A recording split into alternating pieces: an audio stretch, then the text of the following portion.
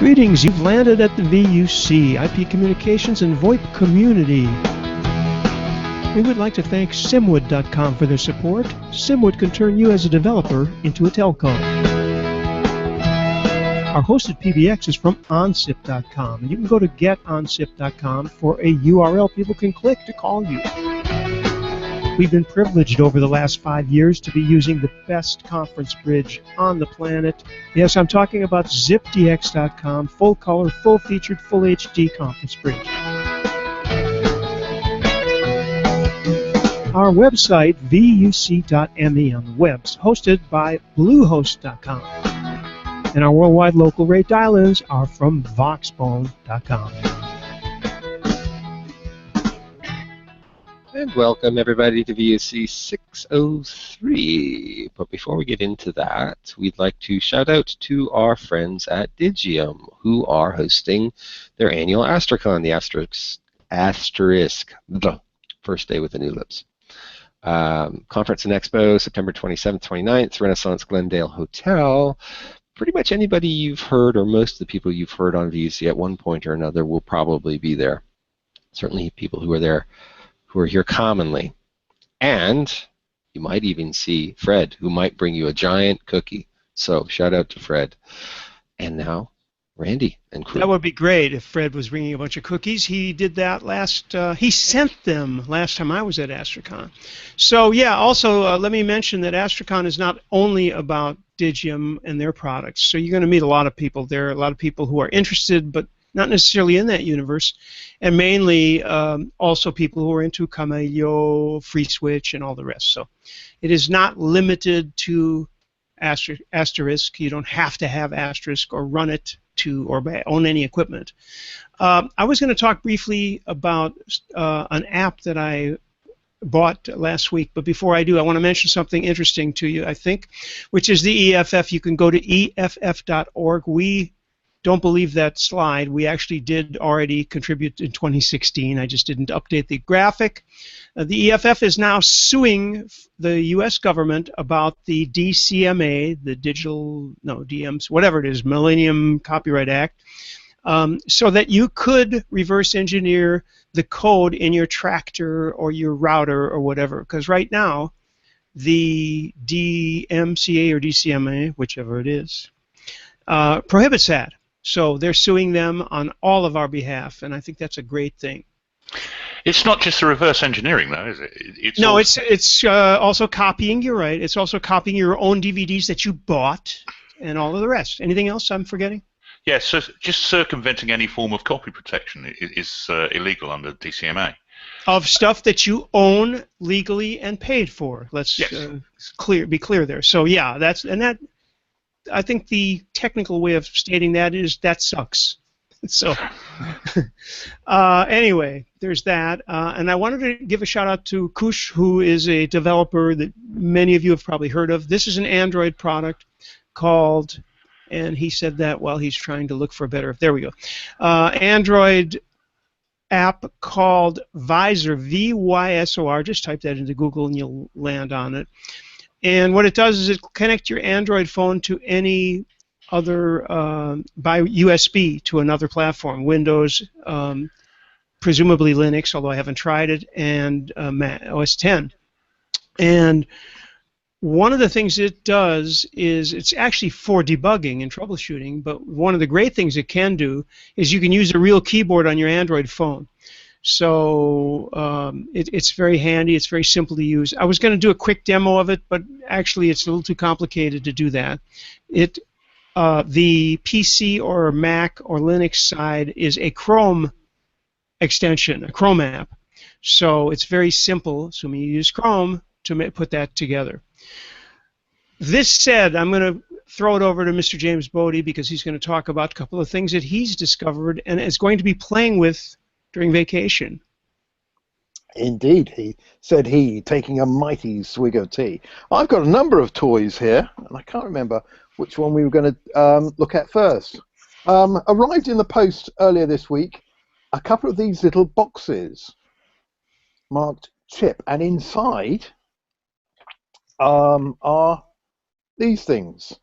looks a bit like a slightly smaller version of a Raspberry Pi, but it isn't. This is a chip. It's a $9 computer, complete with operating system. I think Michael, who's just pushed off now to get a drink of coffee, was going to tell us what's actually in there and bring up a page.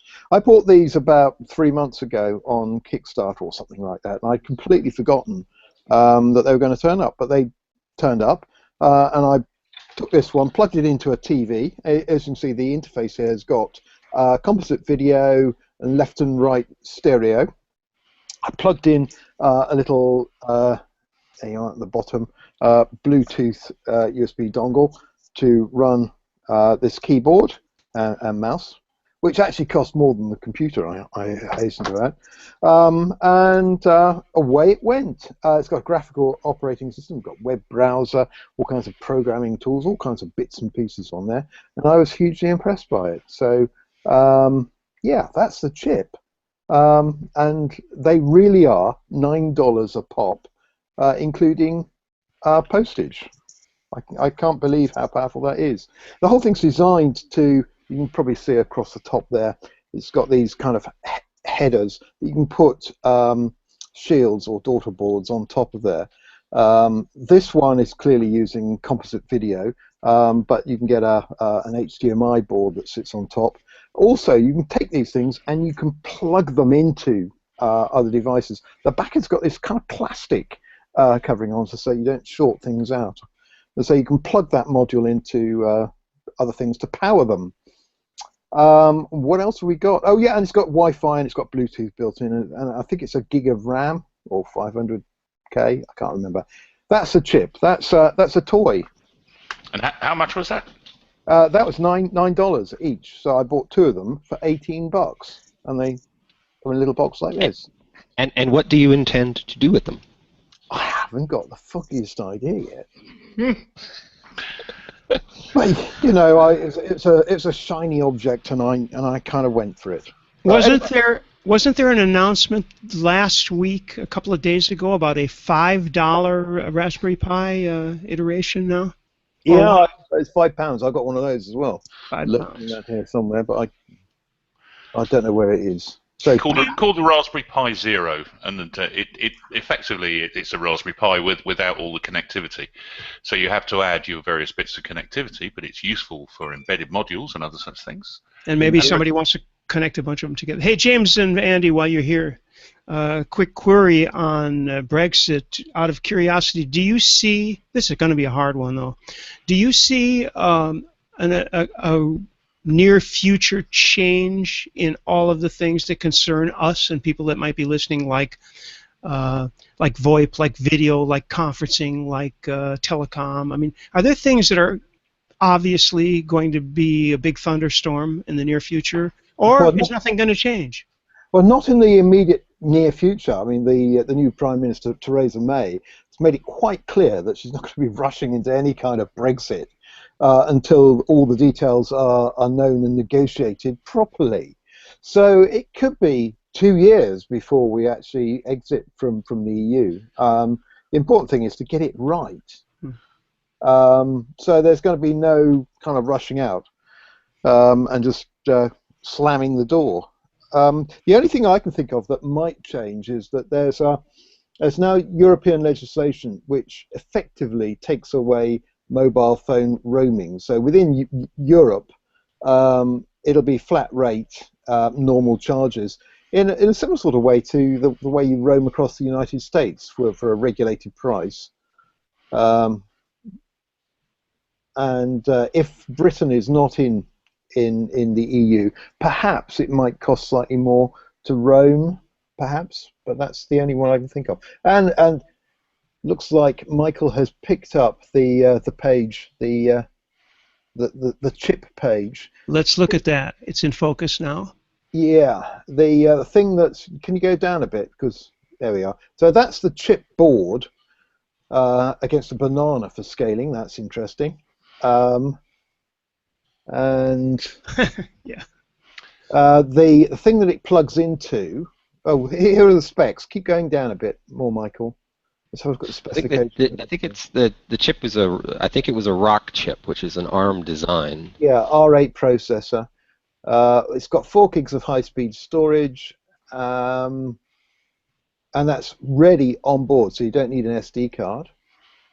It's got Bluetooth 4.0 and 512 meg of RAM. Hmm. So 512 meg of RAM plus 4 gigs of non-volatile storage. So let's frame this up for me then. I understand that back in the day when the Raspberry Pi was introduced, it was kind of revolutionary. It was sort of the first of its sort, right? How do these follow-ons? How do they? Because you have You are you have, currently the only person in this conference. wasn't that good? You That's have the not true. Arduinos. That's a patent lie. Yeah, how does it compare? Well, Yeah, how does it change things? yeah, the early Raspberry Pis, you needed to add a few bits and pieces, like an operating system and an SD card, and if you wanted it, Wi-Fi and Bluetooth. The difference between that and the chip is that chip comes with everything you need to get going built in. So it's got the operating system, Bluetooth, all the memories there. I mean, it is a complete computer, which comes in a little cardboard box. Mm. Yeah. And the Raspberry Pis have evolved. I mean, we're on the third version of the Raspberry Pi now, and it's considerably more powerful, quad-core, gig of RAM, and it does an awful lot more than it used to. But this certainly is at the level of the first Raspberry Pi, if not even a little bit higher. Yeah, and I've myself made use of a couple of Raspberry Pis, although it's not really sort of my bailiwick, but it's become so easy now. There are so many projects for the Pi that you can just sort of do it. It's some assembly required, but you don't have to like compile code from scratch. Yeah, I don't know. Have you seen the TV series Mr. Robot, in which Love that show. My wife hates it. I can't watch it when she's around, so we TiVo it, and I watch it when she's not around. So Elliot took down the Evil Corp with a Raspberry Pi, didn't he? Mm. Embedded it in a thermostat. Yeah, it's pretty close to reality, apparently, that show. Yeah, it's pretty good, particularly all the schizoid bits. Anyway. I love it. Yeah, but, no more schizoid than real life. There's a lot of truth in it. So, two toys, or two things. Okay. You've got a toy, haven't you, Michael? Well, we got one of these, which is an Amazon Echo. And there was Prime Day a week and a half ago. And these things were down to $129, and I was curious about them. So only $129. Wow. Yeah. And oddly enough, you have sales tax on top of that. How much is sales tax in Texas? we don't actually. You don't Or have did sales we? tax? Yeah, no, I think it was 6%. It Oh, was right. 6%. But it was regularly 189 or something like that, and so we tried. I've taken like an hour and a half to teach it to do one thing that it couldn't do out of the box, and so we have some Belkin Wemo remote controlled lighting, which by the way suck, but. So I've taught it to turn on and off some bedside lights, and the process is a little clunky, so we have to see if we can refine that. But one of the things that it can do straight out of the box is it can make inquiries of online databases. So it can do things like let's turn her up here. Alexa, Wikipedia. What can I look up? Randy Resnick. Randy Resnick is an American guitarist who has played with many blues and jazz luminaries, such as Don Sugarcane Harris, John Lee Hooker, John Plenner, John Mayall, and Freddie King. You can ask me to read more from Wikipedia. That is impressive. I thought that was cute. I thought that was great. I still find it absolutely shocking that somebody's taken the time to put Randy on Wikipedia. I think Well, that's it was fantastic. probably Randy though, wasn't it? I wasn't going to say that. All you Anyhow, need to be on all you need to be on Wikipedia is written references, so you check those out. There's the authority control bot, in case you were thinking of faking your own death or something. Yeah, it'll be interesting, and of course, my wife was interested in voice control of a few things, lights and TV volume and whatnot, which is all sort of understandable. But the little dot, which is the one that's only an inch high, would actually be more useful if you're going to distribute these things around your house. And that apparently, they're sold out. They haven't said it's discontinued, but it's sold out. And so the implication is it's being replaced with something other. And that would be, this goes back to like a few years ago. I had a conversation with somebody at Polycom saying, I would like to have microphones scattered all around my house so that you could be on a conference call and walk around the house and as if you were wearing a headset but not. And I think maybe we're getting there. If we can dial out SIP calls from an Echo. Can you apparently there's an enterprise thing going on now. I don't know how this works, but they're able to connect to private databases. Do you have any inkling of how that works based on the fact that you actually own one of those things? No, I haven't spent very much time with it yet. Maybe this weekend. It's been very warm here, and so when we sort of get shut in the middle of the house in the heat of the day, that's my time to tinker. But it hasn't been happening very much. I have one other thing that I'd like to share with folks, and that is I have this fascination with cameras that get attached to computers. And there is this company called Sub2R who have launched they have a Kickstarter going. This has been underway for a while. It's been delayed a little bit. But this is sort of like webcam or technical camera for makers. We don't know what the price is yet, but Gig Ethernet, USB 3, DC powered, different camera modules, and I mean, it's a lovely camera, nicely engineered metal box, all that kind of stuff, and standard optics. So they have a standard processor board you can write to, then you can get different camera modules, different lenses, and configure it. They can envision things like connecting this up to a telescope to do, computer interface astronomy, just all kinds of neat things. And 1080p at 720p at 120 frames per second, so you could do high-speed capture, or up to 4K at 30 frames per second. The 120 frames per second is one of the reasons why it's reasonably expensive, I guess. And that resolution. Yeah, and H.264 on board, and it's FPGA based, which means it's upgradable and programmable, and just a lot of neat things there. If you were doing robotics, this would be a cool camera to use. I think you need one of those, Michael, to do a live on-air demo. I can see one of the things. Yes, definitely, and also we're going to try and get the guys behind it to come and talk to us. So Sub2R is the company name, sub2r.com. They're talking about things like 3D imaging and gaming and sports analytics and motion capture, all kinds of good stuff. Things that your average Logitech camera just will not accommodate. Mm-hmm. So, plus I think it's the first USB 3.1 camera I've ever seen. There are only a handful of USB 3 cameras. I won't go into the why you might want that, but it's interesting. Yes. No, go into why would you want that? Yeah, why would you want that? I can't figure that out. What, a USB 3 camera? Okay, well, hang on. Since I don't have anything that does USB 3, I'd be very curious. I certainly wouldn't care.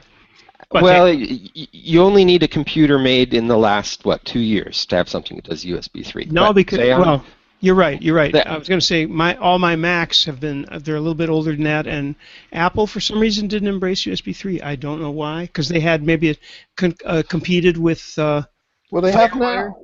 Yeah, Well, they have the new ones. They did Thunderbolt, right? They had well, Thunderbolt and FireWire. And Thunderbolt, although I do have some things that run on it, obviously that is horribly expensive, so it's not good. I'm not that happy. whereas in England the NIH means the National Institute of Health. In Apple world, it's not invented here. So so here you have a USB 2 camera. You're familiar with this. This is the venerable 902 or something. 930. This one. Okay. And the neat thing about the 930, also the 920, and also the PTZ Pro, if you would rather have one on gimbals, is that they all do 1080p, 1920 by 1080p, but they're USB 2 connected. And in order to get, most webcams deliver uncompressed frames, so it's just a stream of frames across the USB connection. The USB 2 connection is not fast enough to do that with anything bigger than 720p. There's a 480 megabits per second limit. So consequentially, things like Skype and whatnot, or Google Chat, they, generally speaking, are limited to 720p, unless they're smart enough to leverage the onboard encoding that some of these webcams have, and they will go off and get, they will tell the camera, don't give me uncompressed frames, give me motion JPEG compressed frames, or potentially H.264 compressed video stream. And thereby you get 1080p 30 across USB 2, no problems if the app supports it. There are a few people, though, who for whatever reason would like to either handle uncompressed frames or higher resolution frames or higher frame rates or 4K video without compressing, and for them a USB 3 camera is attractive. Think about it, if you think about the computer analysis of astronomy, for example, the compression artifacts in the image significantly degrade your ability to analyze the video stream coming off the telescope. And so you don't want to do that, which means you need a faster connection, and that's what that's about. And a very few people, George O, who you may know, who's a former writer for Byte magazine, was looking for a USB 3 camera capable of doing uncompressed, specifically because he wanted full bandwidth color channels so he could do more cleaner green screen work. This is one of the applications for this kind of stuff, but there aren't that many USB 3 cameras. Got a little bit of a news flash here. That was it, right? Yeah, that's it. Okay, so Wire is now open source. You can build your own Wire client. What is Wire? Well, go to wire.com and find all that. We're not going to start that now, but we all use it, and it's a totally encrypted end-to-end. Wow, well that's quite significant, isn't it? It is significant, and that's why I wanted to underline it. I tried to get Alan. Alan's on a plane. This is so 2016, right?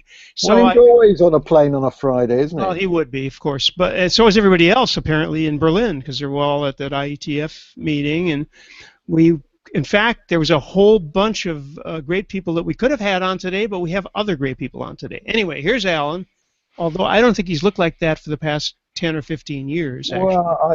Well, no, I think if he trimmed his Nordic beard and... Let me put it this way. If this was on a wanted poster, he'd never be arrested, okay? But anyway, that's neither here nor there. He's a great guy, and this is the article, and you could read about it, I guess just, Google for it. This is on Medium, on Wire's, they're on Wire. But this is a very significant thing, and that's why I'm pumping air about it, as we say in French. You can build your own client, and if it's 100% open source, that means that you can also examine and vet the code, obviously, and that's more significant than anything else. So you would know whether the question though, how does Wire make money if they just open sourced it? Well, we'd have to ask Alan, and he can't make it. Yes. But the classic model in that regard, though, isn't it? Support. Yeah, and helping people integrate it into other things, providing services around it. Does Wire become, because Wire is not the client now, it's the platform, isn't it? Doesn't it become sort of a platform play? Well, so that people understand too, you can go to app.wire.com and get an account free. Long story short, if you're not too technical, although why would you be watching this for this length of time if you weren't? But if you were not, it does the same thing as something like Facebook Messenger, who lately have announced that they're end-to-end, if I'm not mistaken, encrypted. But the point is, Wire allows you to do audio calls. I think you can do video calls, maybe multi-party. I don't know. But check it out, wire.com or app.wire.com for the web. They have a client for all the different systems. They have an app for the two main mobile platforms, and that's all I can say. I didn't bring the shirt, sorry. Just to add to that a little, I'm pretty sure you can't do video calls yet, but you can do certainly up to 5-way with positional stereo audio group conference calls. And it works differently to the way that most other group conference calls work, in that if somebody leaves, they always come back in the same place in the room. Nothing ever gets changed. So once you've got your seat, you've got your seat. No video calls at all? Not even one-to-one? Don't believe so. Okay, I haven't paid attention to that. But you can do a video message, or is it only audio messages? It's audio. Okay. Well, there's plenty of things that do video, and we should have mentioned too, you can send audio messages. And I mean, all this stuff has been played around with by Facebook and all that, but do you trust Facebook? That's a whole other question. I certainly wouldn't. I have never met Zuckerberg, but I have met Alan, and you know, I trust these folks. I've met several of them, as has everybody on this call, correct? Indeed. Alan is one of those people who just continuously does clever things and makes a bit of money on the side. And I guess for completeness, we should remind people that some of the people involved in Wire in the initial group, and probably I think they're all still there, a couple people from the initial Skype thing, 2 people, right? Yes. James would know. Yes, yeah, Alan was associated with it from a codec point of view. Alan and Timothy, I think, or Jonathan maybe. Jonathan Christensen, yeah. Who's the CEO. Alan Durrich is the CTO, and the investor is the chap who is not Nicholas Edstrom. There were 2 of them, weren't there? Right. Everybody knows Niklaus. But very few people know the other chap, and he's a major investor in Wire. There you go. So anyway. Okay, Andy, I'm going to put you on the spot. Do you have an app on? And you got both. Yeah. You have both iOS and Android too. So anything? I do, and I have one particular app. I think we have mentioned it before, but there's one particular app which I'm sure most people would benefit from, and that's Revolut. Revolut. Oh yes. Well, it's more than just an app, isn't it, Andy? It is. It is much more than an app. Let me just let's just share the screen that's showing. So if you're an international traveller, you really ought to have Revolut.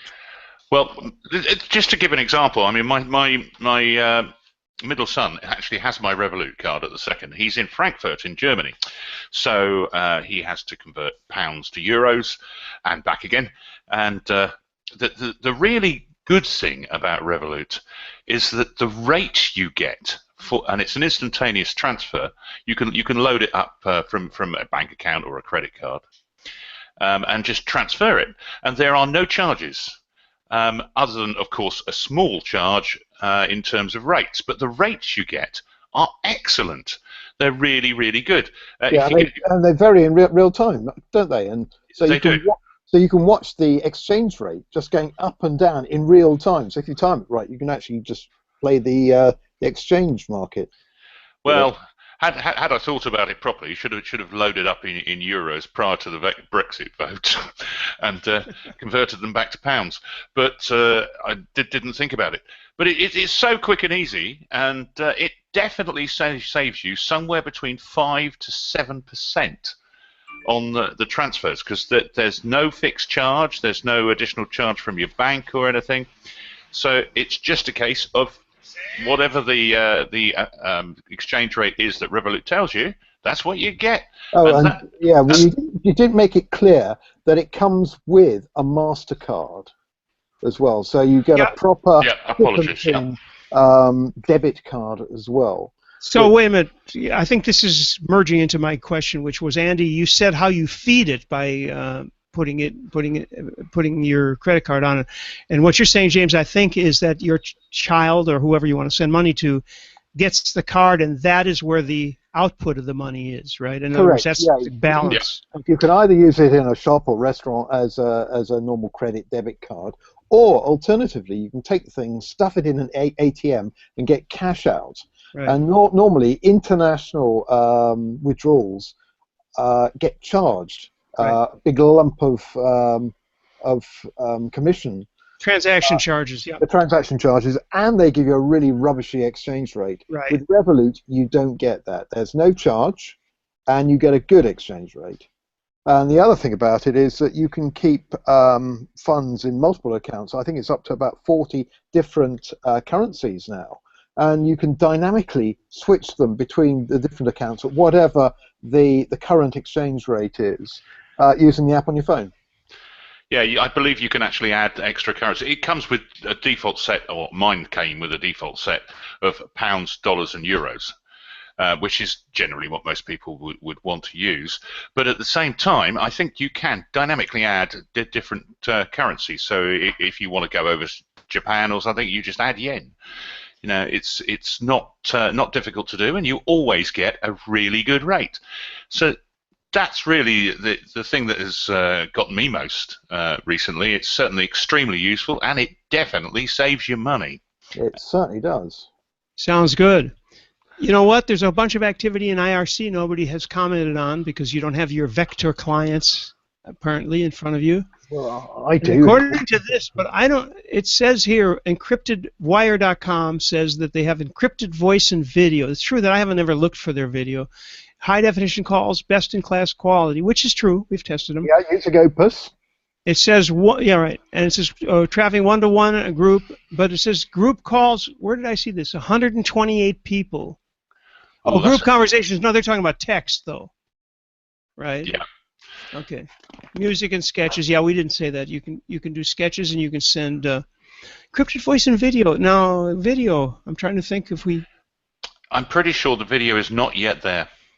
Maybe only on mobile or something. Which client you're using. Yeah, let me take a look here. I think on Android there may be. The Windows client certainly doesn't support it. No, I don't know. And in fact. But this is from their website, so. Yeah. I'm amazed that you hadn't heard of Wire before. So that says something. So Alan, Our fault. Sort out your marketing. Don't worry, we'll plug your product for you. Don't worry. https://wire.com. Yeah, it's it is pretty good stuff, isn't it? It's a very pretty client. Yeah. If it has a weakness, I would say it's probably that the functionality between all the different flavors of clients does vary a little. So the iPhone client does things that the Android one doesn't, which is like a bit what? confusing. Like what, Mr. Yes. Mr. Bodie? Like what? Yes. I want a clarification. Yes, I'm sure you do. And next week we will clarify it, won't we? All right. In the meantime, we've got Alan Quayle with us, and I invited him to come and give us a little bit of spiel on what the future of what they're doing is. Hello, Alan. Thanks so much, Randy. How's life, guys?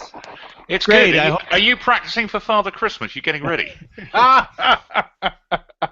I was scaring one of my nephews by explaining how on the 24th my beard grows down to my belly button, and then on the 26th it goes back again, and he just looked completely perplexed. It was like, you what? Poor guy. Traumatized him for the rest of his life. But cool. Hey, thanks so much, guys. Let me just give you a quick update on all the stuff that's been happening. Apologies that I've just been heads down. It's been a little bit crazy. Just hang on a sec. It's always the way somebody tries calling. So, TADHack. It's on the 14th through to the 16th of October. This is global. It's going to be all around the world. So it'll be 2 days out of those 3. Because I'll give you an example. In Madrid, they want to run on the Friday and the Saturday because, hey, Friday they don't have many lectures because it's UPM that runs it. And then, if they finish on Saturday, then they've got Saturday night drinking. So, it's fulfilling, the need to hack, but also the need to have a lie-in on a Sunday morning. Then we've got other locations that'll be running mainly over the Saturday and the Sunday. So if you go to TADHack, TADHack.com, and then click on the global event, you'll see, just scroll down, that we have a lot of locations. We've got about 35, 36, so we've got more to add to that list. They're all going to be running in parallel, all focused around telecom app development. So developers in those locations, we anticipate having about 2,000 registrations, over 1,000 people on the day will be hacking on Vox Implant, Matrix, Cisco Spark, Zenith Mobile, Ubuntu supported by Canonical, Telestacks, of course, Tropo, and Apadaze, and potentially some more. So it's really cool stuff. We'll also have local sponsors supporting as well. So if you sort of click on some of the locations, you'll see that there are, if we click on London, if you click on that one, you'll see we're running at Idea London, and we've got a couple of local sponsors that are helping us out running that event. So it's not just the global sponsors, that's lots of local cool stuff. Just like to highlight a couple of new locations that we've got for this year. We have Zambia, so we have a Central African Republic, and guess what? They are in the lead in terms of registrations for the location. So a lot of excitement in Zambia for TADHack running there. We've also got Warsaw, so really excited about some of the things that are happening there. We've got TADHack down in South Africa, and they're doing some cool stuff. And then we actually have 3 cities in Australia. We have Melbourne, we have Sydney, and we have Brisbane. And again, across those 3 locations, some cool stuff being planned. We're going to use a service called SyncRTC. That's thanks to Victor and his guys. They've been, of course, supporters of TADHack Madrid since the very beginning. So they're going to provide the WebRTC video conferencing between all the locations. So you can be doing a hack in Chicago, and you can talk to people in Bangladesh, in Kuala Lumpur, or in Paris. So it's going to be a massive fun event. And that's not all, as the saying goes. We also have a sister event to TADHack. So while TADHack is all about developers, technology, creativity, and having lots of fun over a weekend, we have TAD Summit that's focused on all the business and strategy of making money with telecom app development. That's going to run on the 14th through to the 16th of November in Lisbon. The week before will be the Web Summit. So go to the Web Summit, hang on, enjoy a weekend in Lisbon, and then 15th and 16th are the main 2 event days. Some amazing stuff being planned there. Just to highlight a couple of things, we will have the CEO of Vonage and his newly acquired company Nexmo. So Tony from Nexmo will be there, and they'll be talking around why Vonage bought Nexmo and their vision of the future of enterprise communications and the role telecom app development plays in that.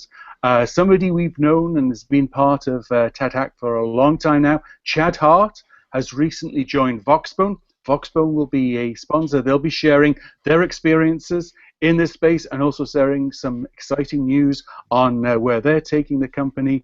We'll have the dangerous demo, hopefully run by you-know-who on the call here, and some extremely interesting stuff. Again, we're just about to launch the TAD Summit website, and we'll be just being interrupted here. There you go. Say hello, Liam. Hi. Hello. So we'll also, and he's completely thrown me off what I was talking about now. But we'll also have some very interesting hacks being presented in the summit that have been taken commercial. Because one of the things that we do with TAD Hack, it's not just about showing some cute technology, it's about taking your ideas and getting them to market. That's why we created TAD Mentor, and we've been having quite a lot of success. So we'll be sharing that, showing how with this ecosystem, with all the people involved, we can take these great ideas, get them out into market, and help people make money. So, okay, Alan, thank you. And I just want to, I'm not showing myself, I'm showing the URL up there, HTTP. And so on TADHack, TADHACK.com, you got all this information. There are so many events and so many things through the year, but it is a completely unique concept because there are a couple of versions of it. Some of it's global, some of it's local, and you're being photobombed. But that's okay. Nothing wrong with that. It's the summer, you know. It's getting close to the weekend, you know. Not close enough for most of us. Thank you so much, Alan. I'm glad I was able to grab you out of your other call, and now have a great weekend. Or stay with us if you want, of course. I've got the guy that I basically sort of brushed off to to join you has been calling me a couple of times. I'm going to call him back. But again, thanks so much, guys, and hopefully see you all at either TAD Hack or TAD Summit. It's going to be fun. Okay, Alan. Thank you again. Thanks so much, guys. Bye-bye. And there he was gone. The great thing about TAD Hack, of course, is that it takes place all around the world, so you don't actually have to get on a plane to go and participate. I am actually quite impressed that he's done quite well in terms of getting people in the States involved now. I mean, the first year there was nothing in the States. Then the second year there was Chicago, and this time 7 cities. Very good. Yeah, and it's quite noticeable that he's having huge amounts of success in countries that could be described as developing. So one of the biggest successes from a TAD point of view has been Sri Lanka, hasn't it, in the past? Yeah, it has. And they produce a large number of what are usually quite simple but quite effective hacks. Indeed. So. Just checking that because I am on an LTE, I'm on going through my Nexus 5 as a modem, and I've used up 15, not today, but total 15 gigabytes. But that's over several days. Let's see, when is the end? Is the 26th. That's in 4 days. So my 50 gigabytes per month has not been, I'd have a lot of trouble getting rid of those. But I apologize if my quality isn't the greatest. The DSL has kind of left the room. Okay. Are we ready for another toy? Show and tell. I've got another toy here. I've got one of these, a brilliant bit of kit. This is an Amazon Kindle 3G, which is about 20 million times better than a normal Amazon Kindle. Why, you might say? Well, the answer is because it's got the 3G pieces. It's got a SIM card in there. And the great thing about this SIM card is that it's live with a full international roaming profile, but you don't pay the bill for it. The way it's set up commercially is that the person who sells you a book or a newspaper or whatever binary that gets delivered to you pays for the transport to deliver the binary to you, which is great. But something that you may not be aware of is that it has built into it what they call an experimental web browser. So you can actually surf the web using this thing. It doesn't cost you a bean. A couple of little minuses. One of the minuses is that they proxy all of the content, and clearly complicated content gets lost in the proxy, and everything gets reduced down to 16 shades of grey on the on the Kindle. But you can still use it to do all kinds of clever things, like queuing up calls. Now, if I press this button here, it ought to hopefully phone over there. There we go. Oh, hang on. Funny if it was somebody else. So and Andy, would you Hello, like sir. to join in on 3535? Certainly can do. This is live, so I don't know whether you can see that in there. You can actually see that I've managed to set up a conference call using my Kindle, and in a moment, if Andy manages to dial the right number, he will appear on the same conference bridge. Well, I'm going to do it the other way, of course. I'm going to dial out. Are you going to dial into it, or are you going to dial out? I'm going to dial out because it's easier. Okay. You probably hear it singing Truephone MovePhone songs in the background, quietly. There it is. And answered. There we go. And there we are. And I don't know whether you can see that, but Andy's now come up on my Kindle. Wow. So This may be a record. so You you're actually answered a call. yeah. So yeah, Andy, looking at this, he's actually using a SIP VoIP account. I can also see that he's operating in using an HD codec, which of course I'm not, because I dialed a PSTN number, so I'm in boring old 711. And when Andy says something into his phone, I will mute myself this end so you can't. there he is. Oh, you just drops out. I can dial you back if I'm quick. While you guys are dialing, let me mention something very quickly, which is that of the most popular torrent site was brought down, and the FBI arrested the owner, or alleged owner, maybe I have to say, and this was thanks to Apple, who provided the information through IP addresses when he logged into his iTunes account, and then went on Facebook, yada yada, etc. But anyway, Apple had a hand in that.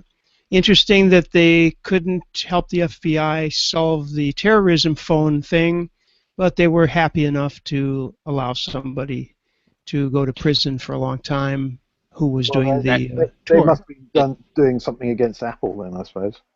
Well, no, obviously it's Apple quite is a a- content seller, so that's one thing. And the other thing is, yeah, I get it. I mean, the FBI probably had some kind of a warrant or whatever it is that they have to have. Go ahead, Michael. Well, it also depends on where the information is. Apple has maintained all along that if they have the information based on things that have passed through their systems but not on the device, then they're open to releasing that to the authorities. But if it has to do with specifically unlocking, the core encryption components of the device, then that's another matter. Yeah. Anyway, I haven't checked, but they're probably still down. However, Pirate Bay, obviously, there's a million proxies to that, and it's still probably functioning. I wouldn't know. A friend told me about this. I don't know anything about it. Okay. Well, nice. Did you connect? Segued into that. I was going to tell you a couple of other things about this Amazon Kindle thing, which people may not know. But do you want to know them now? Or No, well, I was just talking while you were connecting. Did that work?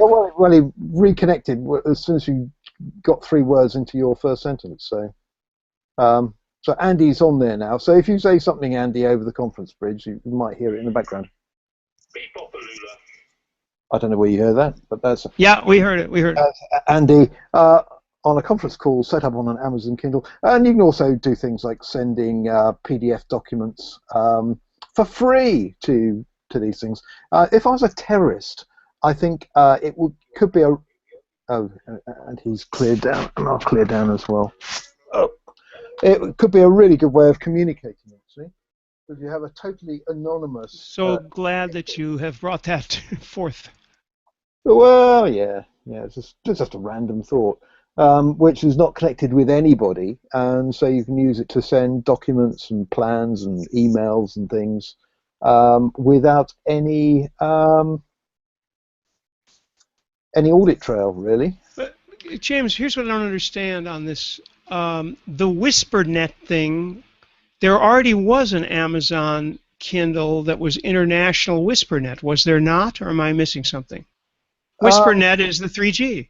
Well, yeah, WhisperNet is the transport mechanism which will work over any IP connection, be it Wi-Fi or 3G. The great thing about the 3G one, of course, is that it's got an internationally enabled roaming profile on the SIM card. Right. But before that already existed, though. Maybe not in that way, but there was something called the International Kindle yada yada that did that, as far as I know. Yes, and so what's the difference? Yeah, there always has been. But the really exciting thing is that it's got this SIM card which allows you to do it mobile, anywhere. So none of this Wi-Fi namby-pamby stuff. No, wait a minute. When I say WhisperNet, I'm talking 3G, nothing else. I don't care about Wi-Fi. You can use Wi-Fi. Our cheapest old first generation Kindle does Wi-Fi anywhere, of course. But the WhisperNet thing, as far as I know, was Sprint in the United States. But there was, as far as I know, there was an international version of that would work anywhere. Well, anywhere, meaning the UK, France, Europe, United States. And I think that's still true. So I'm trying to figure out what the new thing is.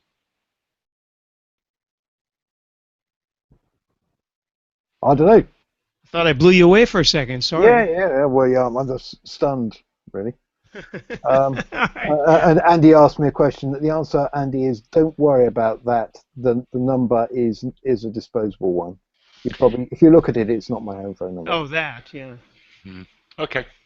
Speaking of Wi-Fi, I have a question of you guys. I've been thinking of replacing my Wi-Fi access point, and setting aside Apple as being not at all of interest.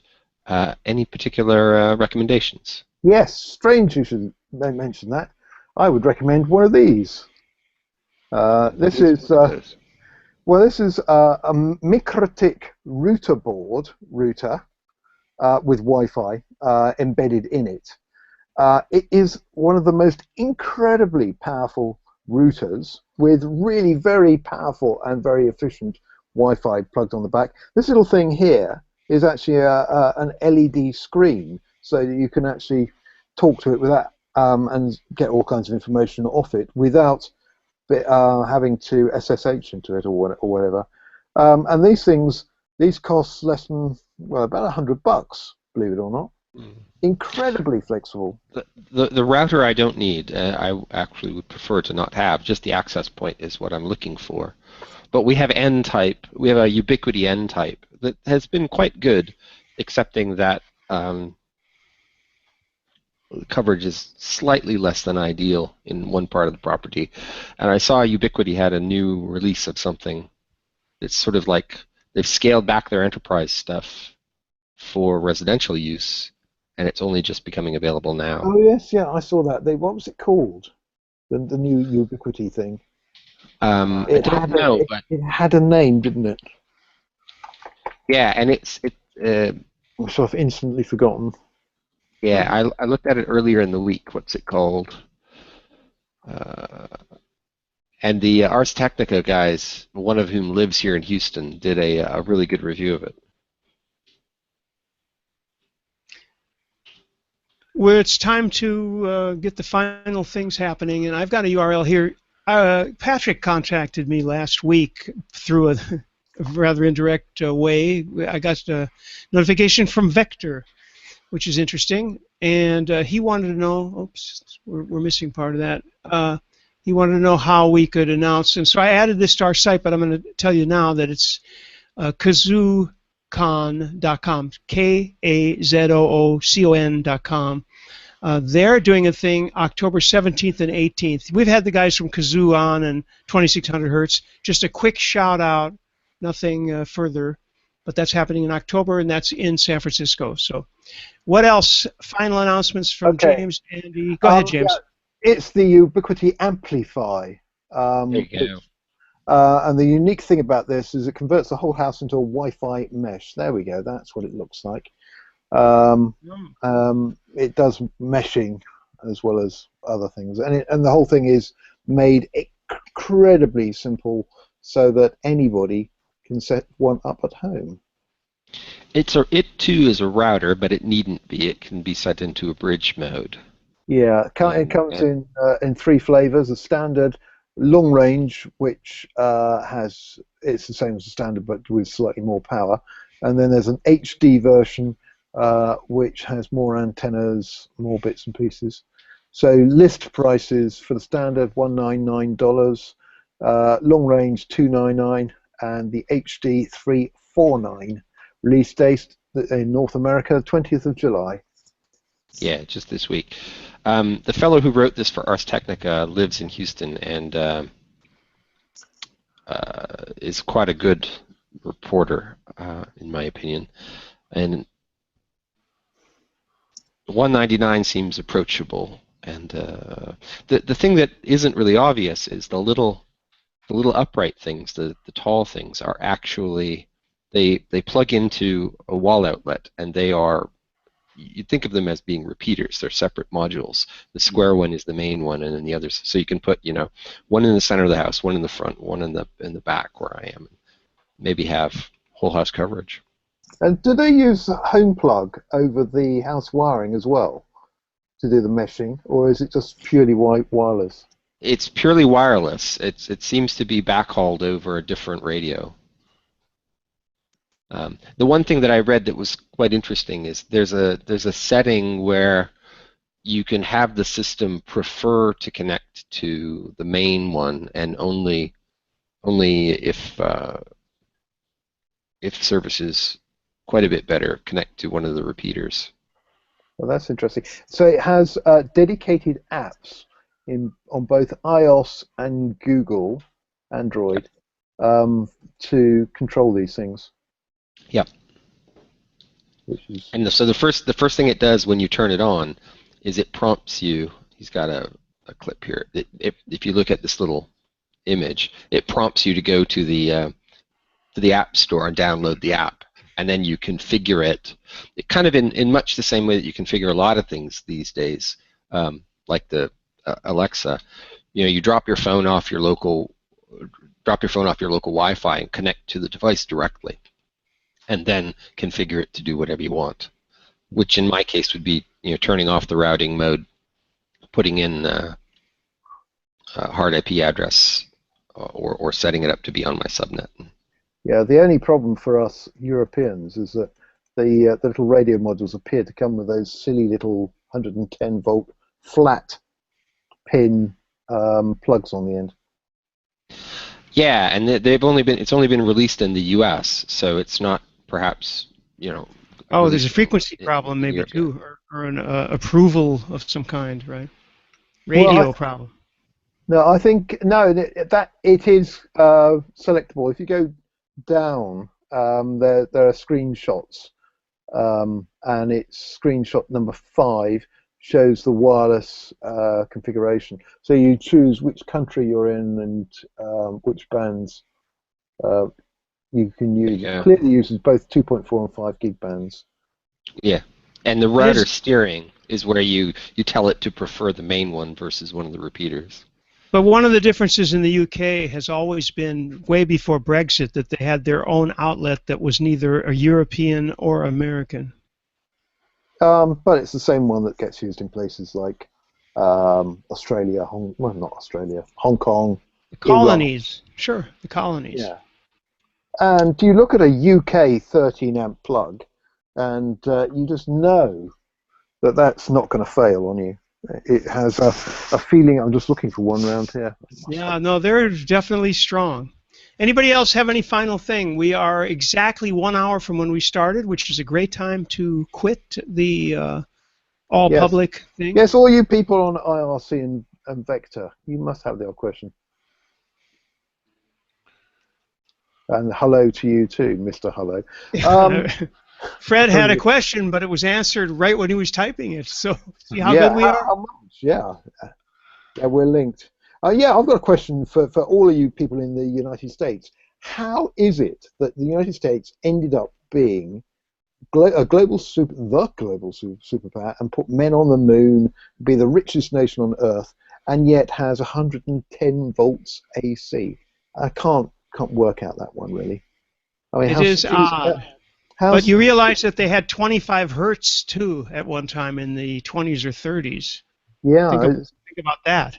it's absolutely crazy. And of course, you talk to anybody in North America and they say, oh, but clearly 110 volts is better than 240 volts. I've never heard anyone say that. It is if you live here, because it's what you have.